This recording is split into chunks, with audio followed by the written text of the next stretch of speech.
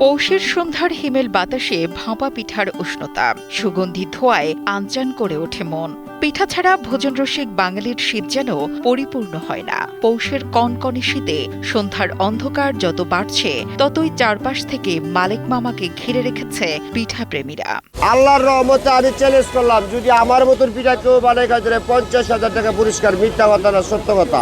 এই দৃশ্য নরসিংদীর ঢাকা সিলেট মহাসড়কের জেলখানা মোড়ের প্রতিদিনের। শীতের সন্ধ্যায় ক্রেতার আবদার মেটাতে তৈরি হচ্ছে বিশাল আকারের ভাপা। সুগন্ধি পোলাও চাল সহ 4 ধরনের চালের সাথে বাহারি খেজুরের গুড়, নারকেলের পাশাপাশি মালাই, কিশমিশ, খেজুর, কাজু বাদাম, মুরব্বা সহ অন্তত 16 প্রকার উপাদানে তৈরি করা হয় এই পিঠা। ওই দিক থেকে পিঠাগুলি গাড়ি নিয়ে আসে, তারা আসে বলে মালিক মামার পিঠা গুন্ডা। যদি তাকে নাই গিয়া তোর পাহেরে কি করলাম, 8 টাকা আইতাম। তার জন্য আমি একটু দুগাগুলি বাড়াইনি, লাভ করি কম, বিক্রি করি বেশি বেশি। যেহেতু আগে মলাই দিতাম 2 কেজি বা 3 কেজি, এখন মলাই দিন লাগে 5 কেজি। মলাই আছে, তারপরে বাঘাবাড়ি ঘি আছে, এটা যেগুলি ঘিয়ের ডিব্বা। এই যে কিশমিশ, এই যে কাজু বাদাম, কাঠবাদাম 1700 1800 কেজি। আমি যে বেশি তোমার পিঠার মান কমাই নাই। 50,000 টাকা পুরস্কার দিব যদি আমার মতন কেউ পিঠা বানায় খাওয়াতে পারে। অনন্য মান আর হরেক রকম দামের বিশেষত্বের জন্য এখানে প্রতি বছরই ভিড় করেন ভোজন রসিকরা। দীর্ঘ সময় অপেক্ষা করেও পিঠা কিনতে পেরে খুশি ক্রেতারা। পিঠা প্রেমীরা বলছেন, মালিক মামার হাতে জাদু আছে, যার স্বাদ নিতে নরসিংদী জেলা ছাড়াও দেশের বিভিন্ন জেলা থেকে আসেন ভোজন রসিকরা। এখানে মনে করে আপনি 50 টাকা থেকে শুরু করে 1000 টাকার মধ্যে পিঠা পাবেন। এখানে মানে পিঠার স্বাদ অত্যন্ত ভালো। যে এখানে একবার আসে সেই স্বাদ বারবার গ্রহণ করতে আসে। আমি শ্রীমঙ্গল মৌলভীবাজার থেকে আসছি। আমি বিগত 4 বছর ধরে পিঠাটা যখনই শীতের সময় আসে এই পিঠাটা এখানে এসে খাই। সেটা খুবই সুস্বাদু পিঠা এবং এটাতে ভিন্নতা আছে। কিশমিশ টিশমিশ আপনার বাদাম টাদাম যা আছে সব কিছুতে ভিন্ন।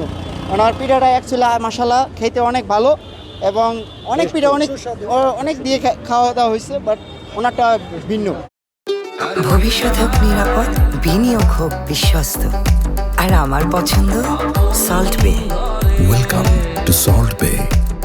মালিক মামার ভাপা পিঠার দোকানে কাজ করেন 11 জন কর্মচারী। প্রতিদিন দূর দূরান্ত থেকে আসা মানুষদের পিঠা খাওয়াতে পেরে তারাও খুশি। পাশাপাশি পিঠা বিক্রির আয়ে তাদের সংসারও ভালো মতো চলছে। প্রতিদিন লাইন ধরে পিঠা খাইতে যায়, অনেক মানুষ ভিড় করে থাকে, অনেক সহ্য করে খাইতে যায়। তারা লাইন ধরে পিঠা সিরিয়াল বেশি চলে 300-500, এবারে 1000 টাকা আর 50 টাকা, এটি চলে বেশি। আমাদেরও ভালো লাগে বিক্রি করে, আমাদেরও খুব ফুর্তি লাগে। আমরা পরিশ্রম করি তবে আমার ফুর্তি লাগে।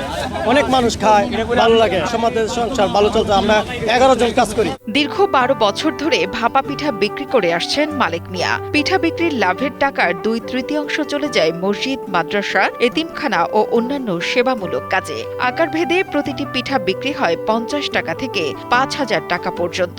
মালিক মামার মতো পিঠা বানাতে পারলে রয়েছে অর্ধলক্ষ টাকার পুরস্কারের চ্যালেঞ্জও। এই 200 টাকা নোটগুলি যা পড়বো সম্পূর্ণ টাকা দিয়ে একটা গরু কিনবো। একটা আলাদা বাক্স আছে, 3 বস্তা পোলার চাউল কিনবো, পাক করবো। মসজিদ মাদ্রাসা পাগল হয়ে রে 3 খানার মধ্যে খাওয়াই। আমি কিন্তু মিথ্যা কথা কই না, আমি কিন্তু সুদ খাই না। সম্পূর্ণ আল্লাহর দান, বাপ মার দোয়া। আমি প্রতি বছরেই মানে 2টা বা 3টা গরু খাওয়াই। প্রতি বছর যা কাম করি 3টা ভাগ হয়। 1 ভাগ আমি খাই আর 2 ভাগ মসজিদ মাদ্রাসা আল্লাহরা খায়। ভাপা পিঠার স্বাদের বৈচিত্র্যের কারণে প্রতিদিন মাত্র 4 ঘন্টায় 40 থেকে 45,000 টাকা বেচা কেনা হয়। প্রতিদিন পিঠা খেতে ভিড় জমান 3 থেকে 4,000 পিঠা প্রেমী। এবার পিঠা মৌসুম শেষে গরু কিনে মাদ্রাসা ও এতিমখানার ছাত্রদের খাওয়াবেন মালিক মামা। সুজন বর্মনের পাঠানো তথ্য ও ভিডিও চিত্রে ডেস্ক রিপোর্ট, কালের কণ্ঠ।